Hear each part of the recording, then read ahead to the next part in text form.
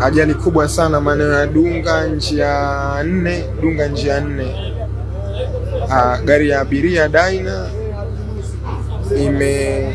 imewapiga bodaboda wawili. Bodaboda ndio ile pale hapa. Bodaboda wamekufa hapo walikuwa wamepakiana. Dyna ya abiria ndio imevamia msikiti, imeingia ndani ya msikiti. Kuna gari nyingine pia ndogo ST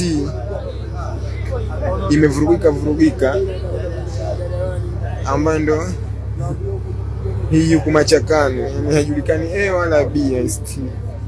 Kwa chanzo cha ajali ni mwendo wa Dyna, alikuwa anataka take over ST, lakini kutoka ku take over ST ndo kuna bodaboda naye ndo anatokea upande anataka ku take over yule mwenye Dyna.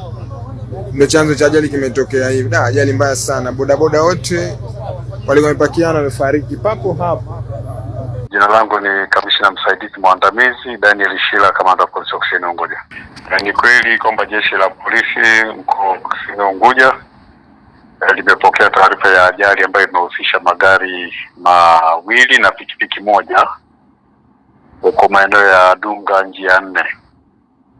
Magari hayo yaliyohusika, moja ni Toyota Diana ambayo yanabeba abiria, ambayo ilikuwa linaongozana na IST kwa mbele yake, ambayo ilikuwa na mtu mmoja na abiria mmoja, dereva na abiria mmoja.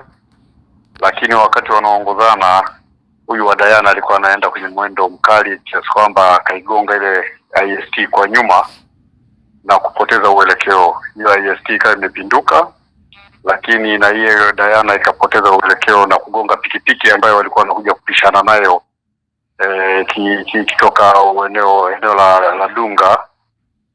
Na katika ajali hiyo pikipiki, dereva mwendesha pikipiki pamoja na abiria wake wamepoteza maisha wakati akipata matibabu pale hospitali ya Kitogani.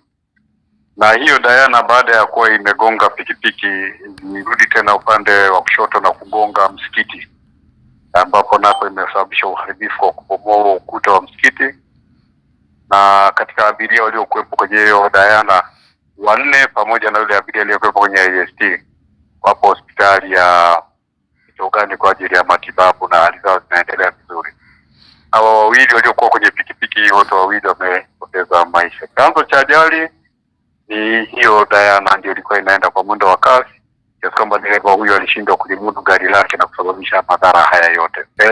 Hii ajali haikuhusisha waenda kwa miguu, ilikuwa ni magari. Kwa hiyo wito wangu unasemea kwamba mtu yote anayetumia chombo cha moto barabarani ni vizuri akaheshimu sheria za usalama barabarani, lakini akajua pia kwamba ana dhamana ya kuwalinda watumiaji wengine wa barabara na kuepusha madhara makubwa kama haya. Kama hapa tumepoteza watu, rasilimali watu wawili, lakini hata wao wengine wamepata majeraha ambayo sasa wanaanza kuteseka hospitalini, na hata uharibifu wa mali ikiwepo magari hayo na nyumba ya ibada ya msikiti huo.